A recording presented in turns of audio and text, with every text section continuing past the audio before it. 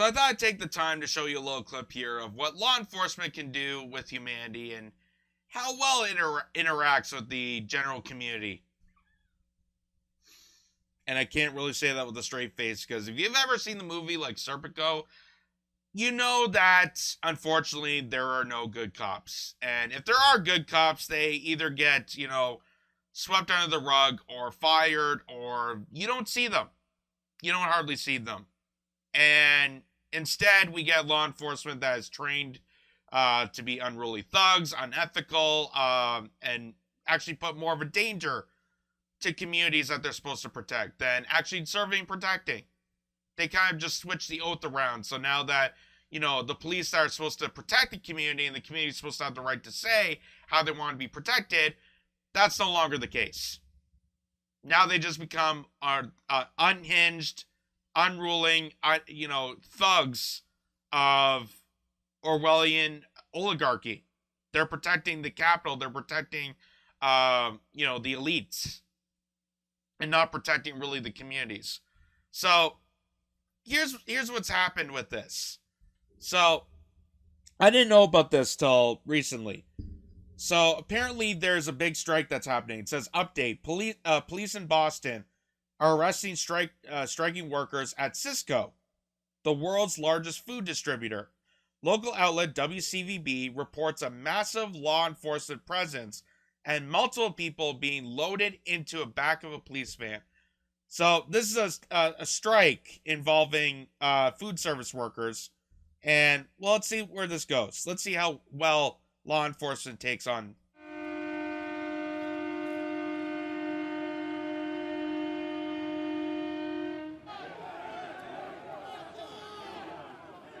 Look at the size of the crowd.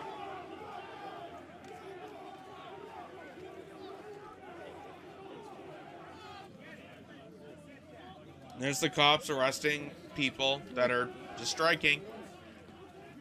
Hold that line! Hey, close those doors. Screaming at people. There's one guy on the ground. They're pushing him to the ground. They got a taser out. Side cage. They got a taser out for someone who's completely complying with the officer.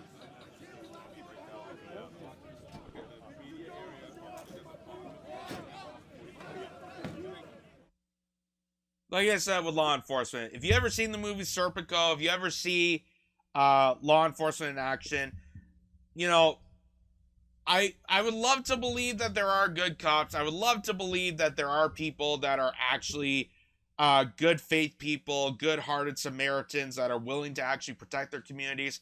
I wish that was the case, but unfortunately, in a society where we penalize the good, embrace the evil, embrace the, authoritarian thugs that just want to crack the head, shoot openly, and ask questions later.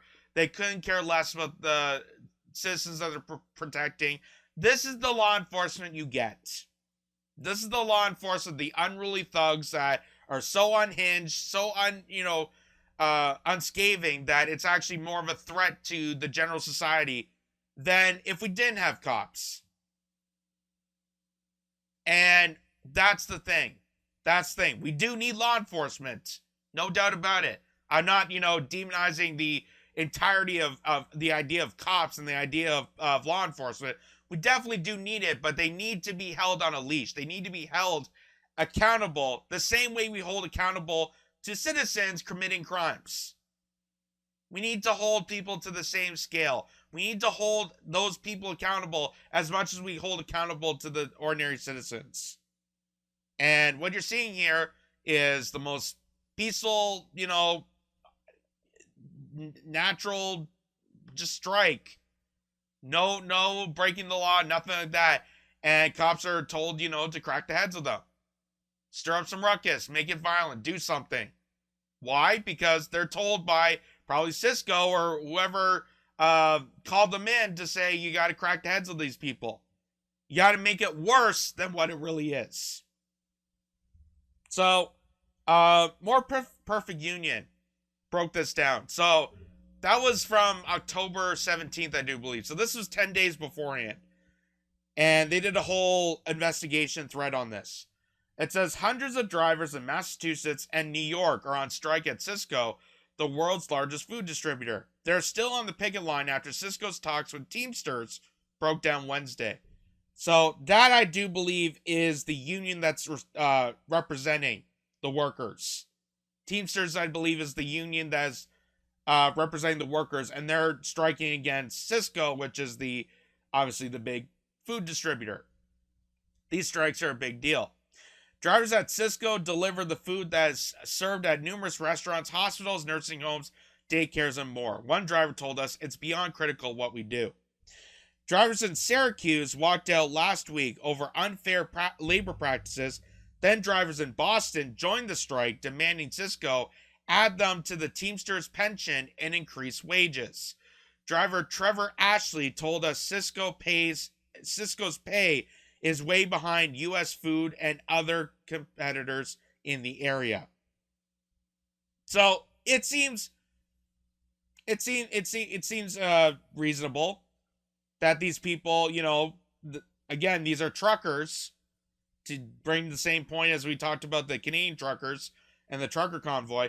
These are people that are probably deemed as heroes during the pandemic. You're working your hardest. You're, trying to fill grocery stores and trying to bring food to people in a time where nothing really made sense, and in a time that we need to be united together to try to battle out this pandemic. They were probably told that they were heroes, but they get swept under the rug. They get beaten down like roaches.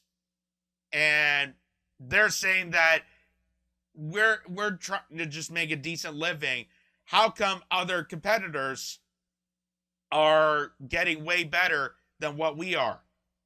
And if we're such an essential service, why are we not treated with the same respect as being essential service? It seems reasonable. It seems reasonable, right? Cisco has called in scab drivers to replace its workforce, and it's also asking customers to pick up their own food. Ashley told us this could pose a serious health risk if the food being transported isn't properly refrigerated. So there's a health issue involved with striking workers. Despite the impact of the strike, many in the restaurant industry are cheering on the striking workers. See this great thread by this guy here. And he says, during the pandemic, Cisco's brand new CEO laid off a third of its workforce.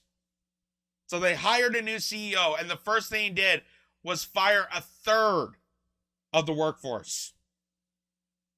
And we did a story covering the fact that New York City essential workers were fired off the job and laid off and told to, battle out this pandemic. And now we're seeing a certainty of trying to get back people that were told to get lost. And now you understand why there's a manufactured worker shortage. It's not because people are just all of a sudden became lazy, or they just don't care, or they just don't want to work. It's because you fired them 2 years ago and you expect them to come back after you treated them like shit and told them to go pound sand for 2 years. People need money to survive those 2 years. And you took that away. You took away their wages, you took away their benefits, you took away all that. And that was pretty much the worst way to respond to a pandemic situation. Through no fault of their own, they were completely fired. Probably got the idea from the railroads, which had been laid off a third of their workers without even a pandemic to blame. What could go wrong, right? So, it's not even about COVID. It's not even about COVID, and they're just laying off the people and hiring scab workers. Why? Because cheap money. They can exploit those people. They can say, "Oh, screw you. We're in for our profits. We don't care about the workforce. We don't care about workers' wages. We don't care about the union. We don't care about any of it." We just find random people that are so desperate for money that we'll just exploit them at every point in time, and maybe give them a shining nickel. Now you see why they're protesting.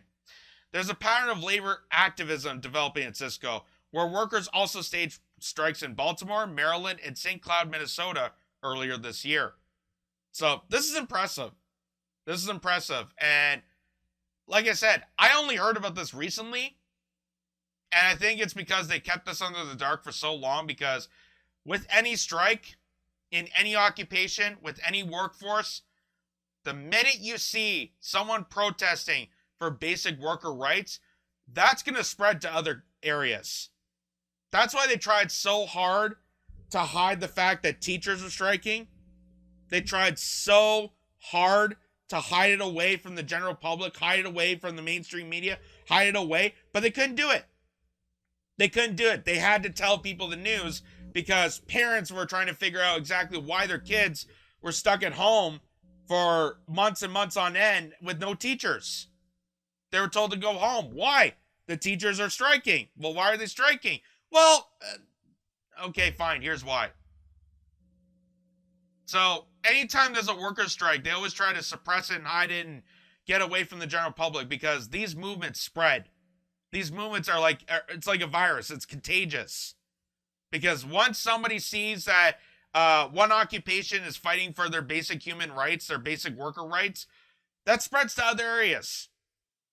And that's what happened with the teachers. The teachers protested for better schools, better budgeting for the schools so that kids can learn. They're also fighting for custodians. They're fighting for cafeteria workers. They're fighting for better wages, better benefits, stuff like that.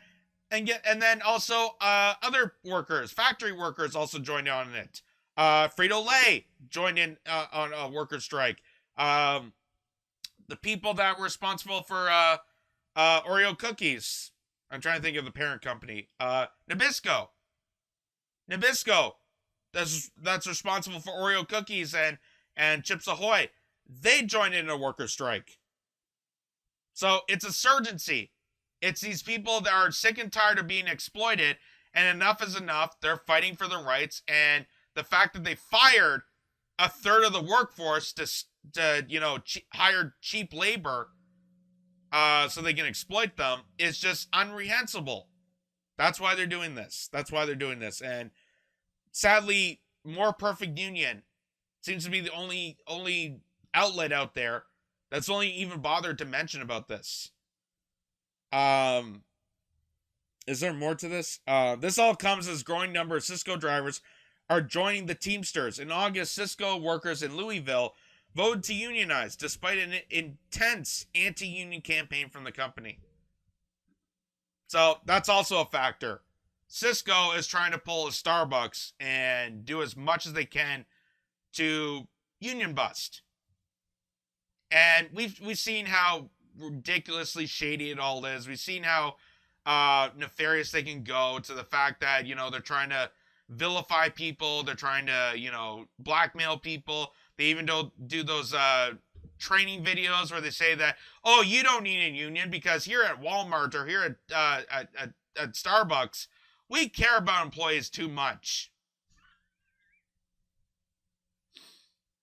Which is so goddamn laughable. So goddamn laughable. I wish I had one of those videos right now. We could have showed it.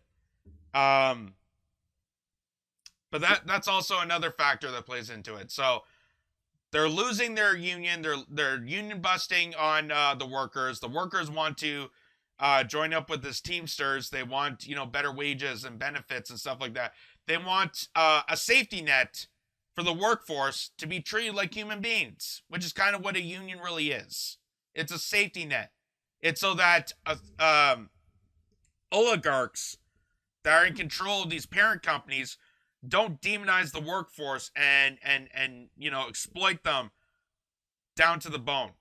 You're able to have that shield. You're able to have that protection and have someone that's an actual representation of you. Because when it comes to you and a big company like Cisco, they couldn't care less about you. They couldn't care less. But if you have that safety net, if you have that united front, then growing concern. That's why they're doing all these anti-union campaigns. If they say unions are such flaws and they don't work, why would they spend billions and billions of dollars on union busting? They're a very prosperous, arrogant company. The type of company that thinks you should feel grateful to work for them. Brian Vacci of Teamster said, 653 said, they're the kind of bullied that they want to do their own terms. The workers are rising and they know what is worth. So, kudos to them. You know, fighting the good fight. We'll see where this goes. And like I said, they're trying to keep this under the dark. That's why More Perfect Union did a great dive into this, because you're not going to hear this on mainstream media, with the fact that this is going to spread to other areas.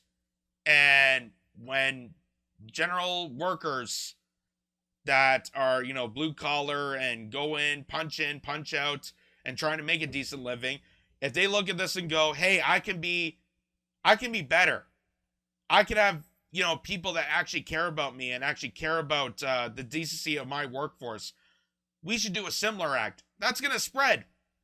And that's going to scare the living crap out of big corporate giants like Cisco, like Walmart, like Amazon, like Target, like Costco, like any corporation, any big time corporation, Frito-Lay, Nabisco, Starbucks. That's why they're doing everything that they can to try to silence this out, so that the general public has no idea that a strong, united workforce that's willing to battle it out for the common good is actually the greatest defense for society. And that's why big companies are scared of this.